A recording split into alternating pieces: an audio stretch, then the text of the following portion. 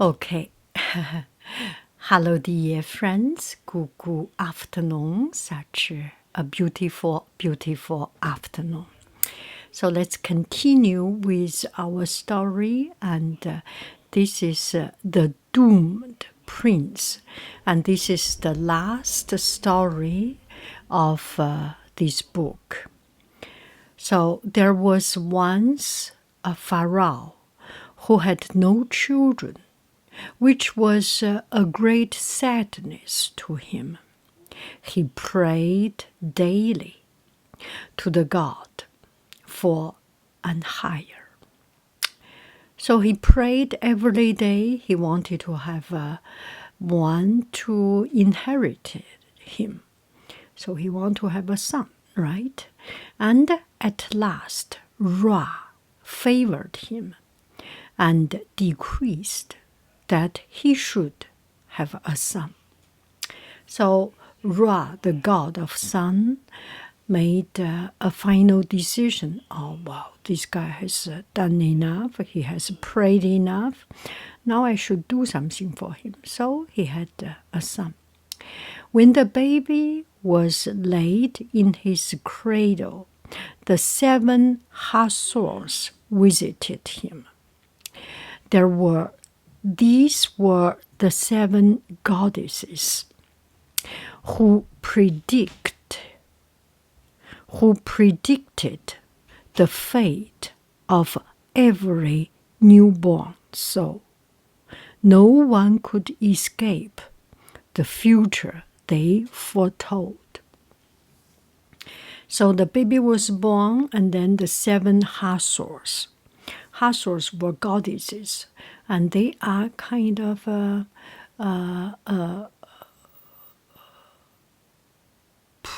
forecaster and fortune teller.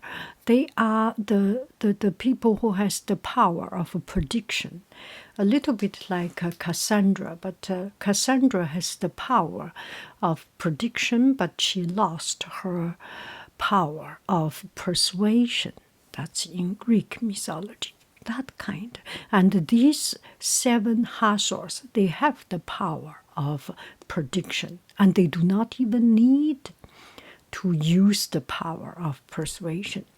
They gazed sorrowfully, that 7 Hathors, that 7 goddesses, they gazed sorrowfully at the little prince and declared the death would come to him before old age. Oh my goodness. Through either a crocodile, a serpent, or a dog. That is not a good ending, right?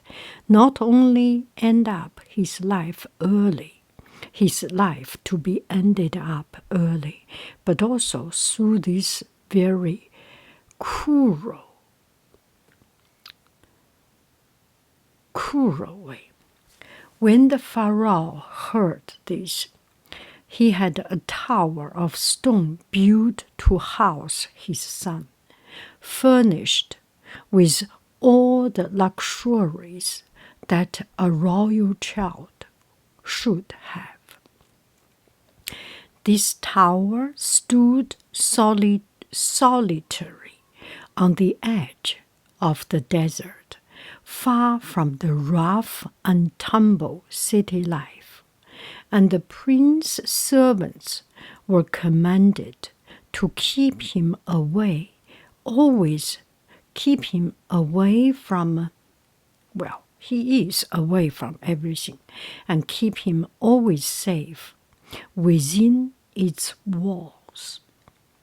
Does it sound a little bit familiar? It's kind of the story that the king had a child, was told to not to have a child, and then the story of Danaïs.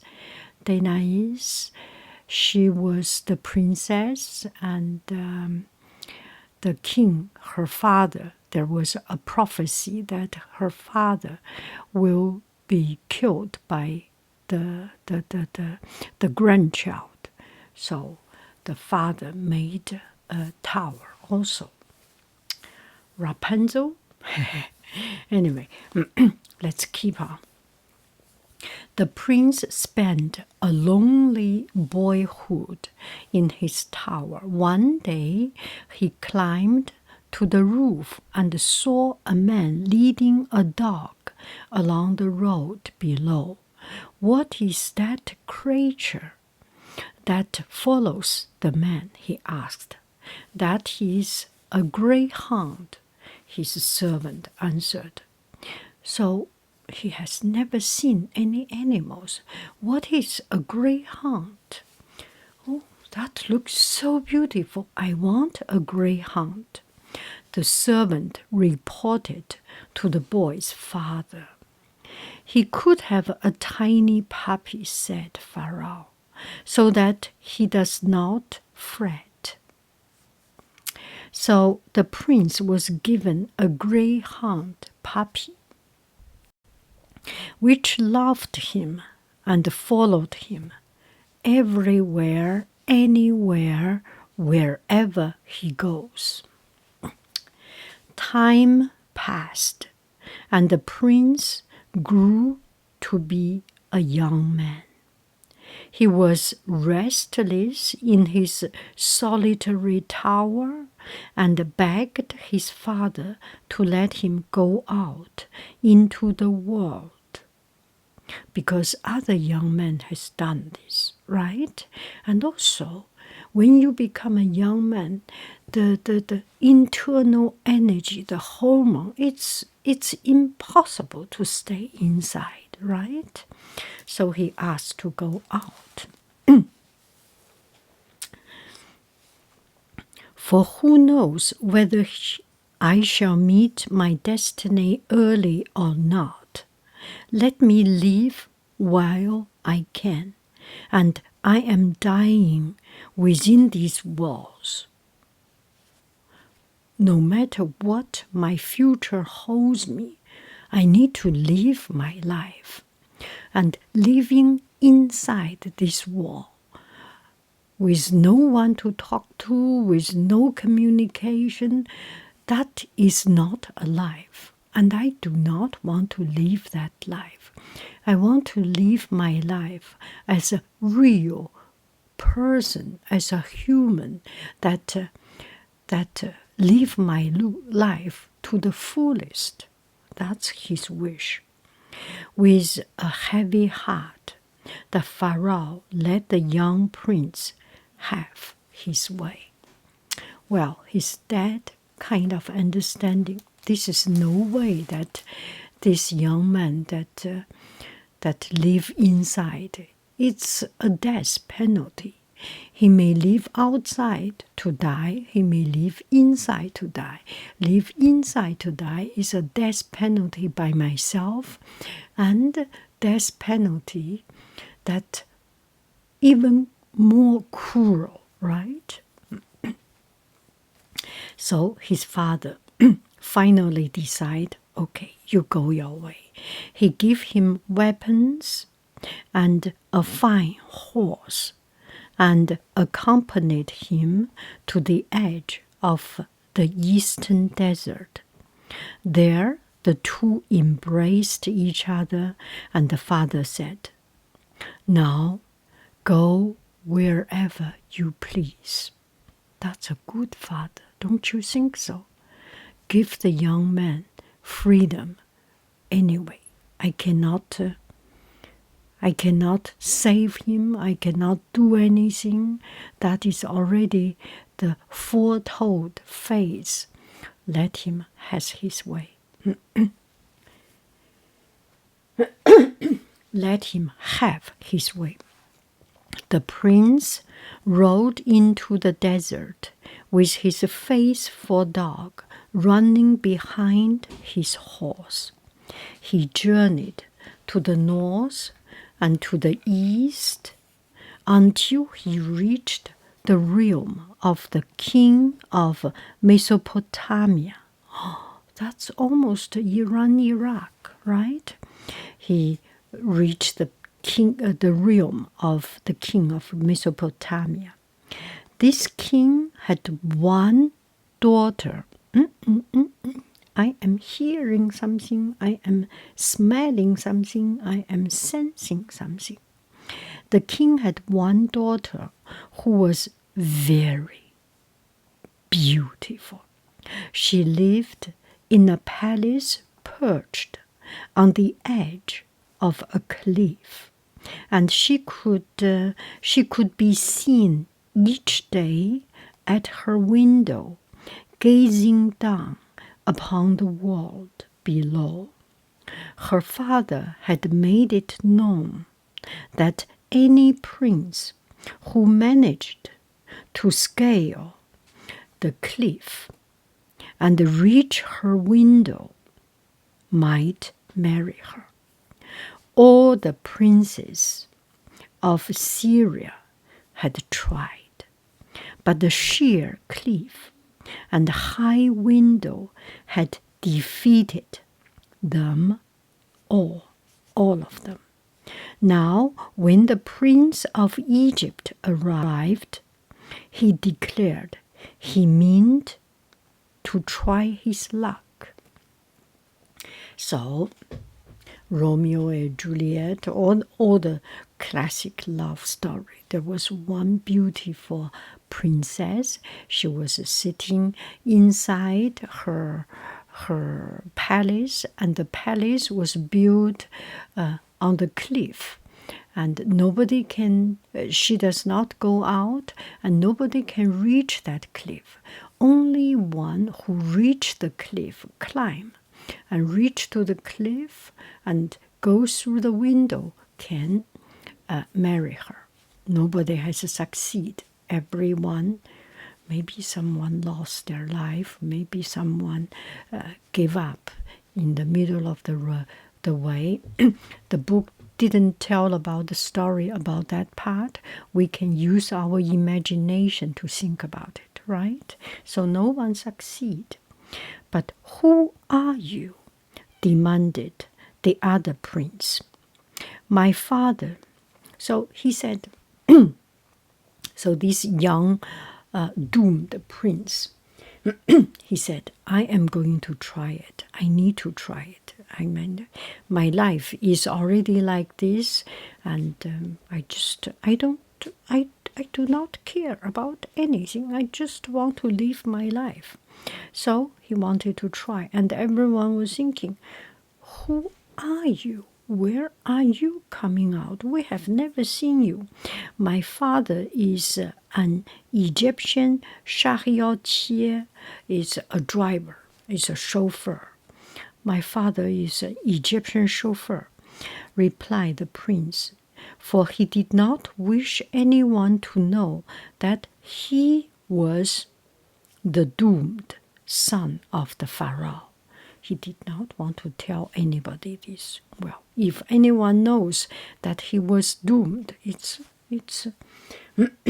he's kind of giving himself the big trouble, right? So he's kind of giving himself out, right? So he didn't. He said, just, my father was a charioteer. When my mother died, he took a new wife who hates me. So I have fled my home. He made up some story. My father was an ordinary guy, and my mother died. And my father got a new wife, so my stepmother treated me wrong, so I left home. The next day, the suitors began their climb, and the prince easily reached the window. It must be fate, because he has never trained, or maybe he had trained himself inside his tower. Right? Oh, sorry. The princess who had been leaning from the window as he climbed, had fallen in love with him and greeted him with a kiss. Kiss. But the king was furious that the runaway son of an Egyptian soldier was to be his new son-in-law. He ordered the young man to be sent packing at once, back where he had come from. The princess sobbed and wailed and declared she would die if she could not have the man she wanted. And in the end, her father was forced to give way. And when he saw the prince, he had to agree that such a fine young man was truly fit to marry his daughter. Oh my goodness, this young man must be the doomed prince, must be so charming, attractive. Even the father of the princess had to agree. That's such a fine young man.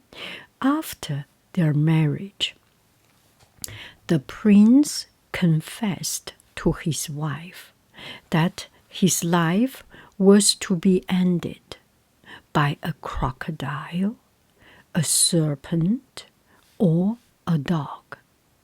Then your greyhound must be killed, his wife said.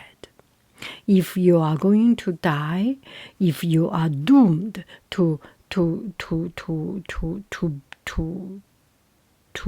end your life through a crocodile, a serpent, a dog, you must kill the greyhound. At least you are taking out one third of the probability of dying from one thing. No, on no account, said the prince. Besides, he would never harm me. No, I will not kill my greyhound. Well, if you have a dog, if you have a pet, you know, you cannot kill. Think about I harm my gugu, my titi, my pom-pom. That is absolutely impossible, right? I cannot. For whatever price, I will not do that. Then I must be forever watchful, said his wife, to preserve you from your fate. His wife loved him. You do not want to kill your pet? You do not want to kill your greyhound? Well, it becomes my responsibility to watch for the dog. As time passed, the prince longed to return to Egypt and present his bride to his father. Yeah, it's very normal, right? It's very human. So they said farewell to the king of Mesopotamia and set off with their attendants and baggage across the Syrian desert. Now, one night, as they rested on their way, the princess saw a snake gliding towards the trundle bed in which her husband lay asleep. Having a cup of honeyed wine in her hand, she put it in the serpent's path. The snake smelled the sweetness and drank until overcome by the fume of the wine. When it lay limp, the princess cut off its head. See, she said, when her husband woke, Ra has given me the first of your dooms, and I will pray to him to give me the other two. So the doom, what is the doomed? What is the curse? That the prince will die from either a crocodile, a serpent, or a dog. So the crocodile has not yet appeared, and dog is not to be killed. A serpent crawl under the bed, and the princess made some little trick, put honey in the wine, and the serpent smelled the honey and start to drink. Honey is good. Honey is always sweet, right? You drink because it's a honey wine blend. So finally he drank too much, become drunk, and the princess cut off the head. So the serpent is gone. One of the curse is dissolved. Great celebration marked the homecoming of the prince. He took his bride to live in the tower, which no longer seemed like a prison. Of course, if one person by myself living in a tower is a prison, right? Well, if you put myself into even a palace, it's like a prison, right? But if you put me and my husband in the tower, then that is even better than a palace, right? That makes sense, right? A garden was made for the princess to wander in, and a park that ran down to the Niles. So they renovated the tower, built a garden, and built a pathway. Now, all this time, a crocodile had been waiting in the Nile for the prince's return. But whenever it clambered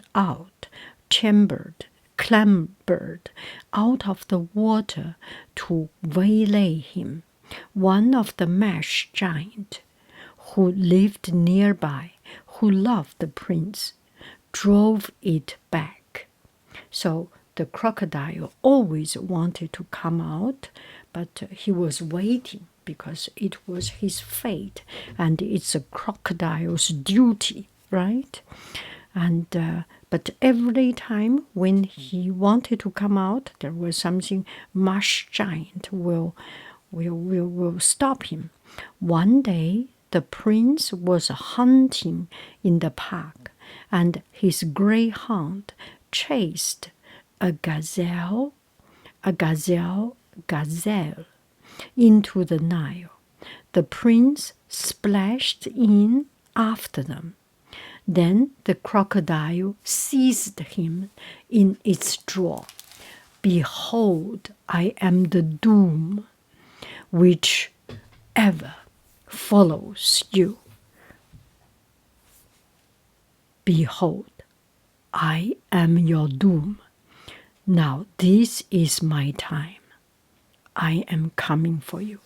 It said, by whatever road you go, I shall know how to reach you. But if you will destroy the mesh giant who confine me to this water, I shall this time spare you. Shall I kill one who has protected me? Exclaimed the prince. I will not do so. So it's the marsh giant that protected me. And you want me to kill the marsh giant? And you want me to kill my protector? Do you think I am doing that? You can think again. And think 3 times or 4. Yeah. So the crocodile dragged the prince under the water and took him to the mud bank to devour him. The prince was really very, very faithful. Someone protect me, and I kill that one. I will not do that. So he sacrificed his own life. But the dog had understood its master's peril, its frantic barking brought the princess running. So the dog was just barking, and the noise brought the princess. She waded into the reeds and stuck the crocodile's snoot again and again with a stick. The beast would not release its jaw, but the princess's cry and lashing of its tail roused the marsh giant from its squeamish bed. He lifted the crocodile and crushed it in its hand. So the marsh giant really, so the princess came, and with a stick to beat the crocodile, and the crocodile was just tumbling, and this time the marsh giant lifted the crocodile and crushed the big crocodile.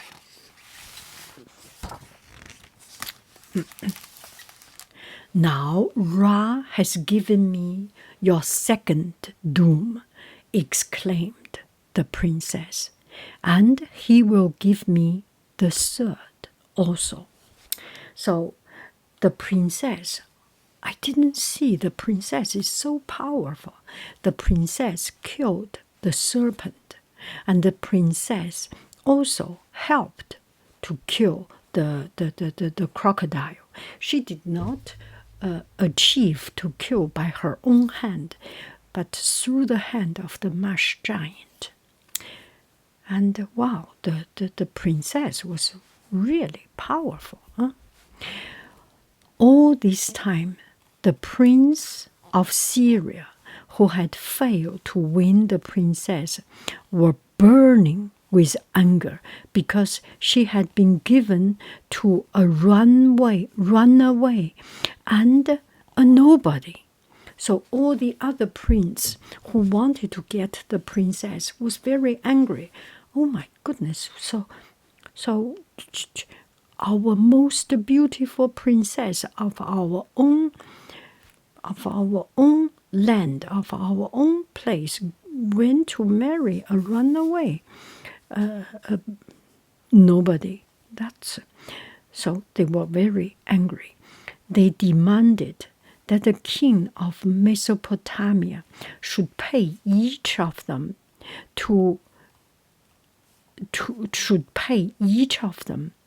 the equivalent of her dowry, and when he would not, they warred against him and took him prisoner, saying he must hand his daughter over to them. "She is not here," said the king. "Her husband had taken her, I know not where. I don't know where." And the other prince wanted to get the dowry. The king, you should pay us the dowry. You to marry your daughter to such a nobody. We should get it. We should get the dowry. And they fight with the king, and the king said, "I did not know anything about my daughter. She is with her husband. She is not here. I don't know where she is." So each of the prince led a band of armed men in search of the couple, agreeing that whoever found them should kill the husband and take his wife. Oh, don't you think it's a little bit like Odysseus' trick? Greek mythology, everyone wants to marry Helen, and whoever marry Helen, all of us must unite to protect the husband of Helen. And now this is different.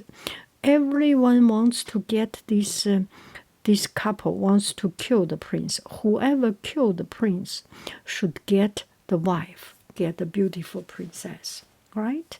Well, it's uniting is power, right? We have to, everyone has to work together with a common goal. Now, those who searched in Egypt soon learned that the Pharaoh's son had returned with the princess of Mesopotamia and tracked him to his lonely tower. The prince was warned that armed enemies were approaching and have only a few servants with him. He led his wife to safety in the desert cave. There he lived as the Syrians passed close by, never seeing them. But the dog rushed barking from the cave to defend its owners, and a Syrian prince recognized it and turned his men back. The princess threw herself before her husband to protect him, but was run through with a spear and fell lifeless. The prince slew many Syrians with his sword, and the dog took others by the throat. But enemy members overcame them and left them stretched on the ground to be eaten by the jackal. The Syrians marched back, rejoicing, and divided the land of the king of Mesopotamia between them. So his wife, the princess, the beautiful princess, saw this. It's the dog that, because the dog, it's natural instinct to protect. So the dog barked. And when the dog barked, the Syrians saw a dog. And one of the Syrian prince recognized, oh, that's the dog of this nobody. Let's go back. And they came back and fight with the prince. And the princess saw this. Oh, I cannot let my husband die by himself. I will help him to fight. And she threw herself to the prince, and because of the Syrians was fighting, so the sword went through her body. She died, and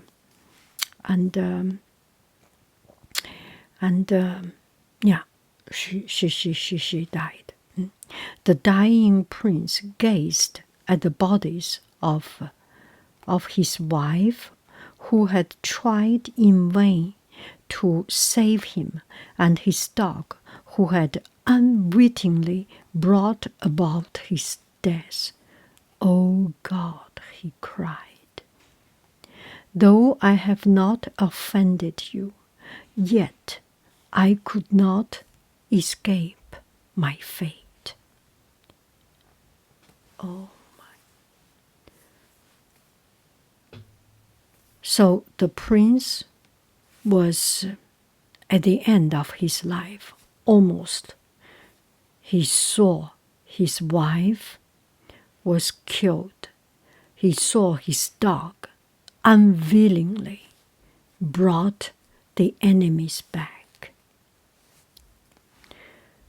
I could not escape my fight. I did not do anything wrong, God.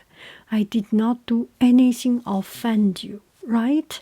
I lived in my tower, imprisoned in my tower. And when I grow up, I just want to live my life. Why should I have a life like this? Thus, it was through his faithful dog that the prince, thus, it was through his faithful dog that the prince at last met his doom. But some say that the gods grieved and that Ra took pity on the prince and princess and gave them life again. It's a sad story. So to comfort a little bit the god of sun, Ra was kind of regretting or take empathy, sympathy on this beautiful couple and bring them back to life. But it's quite a weak ending of this story. But all this is to say that you cannot escape your fate. Sometimes the fate comes in a way that is the most unexpected. The fate came, such as the dog finally, unwittingly release the information of their existence. Oh, sometimes kindness can make mistake. I do not know how to take it, how to read this story. But living life to the fullest and give yourself to heaven and give yourself to your wish, to your true meaning. That is more important than living a life that has no meaning, that has no fun, that has no life. Does this make any sense?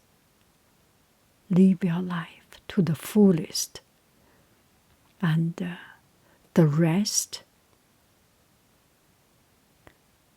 let it come. If it is supposed to come, let it come.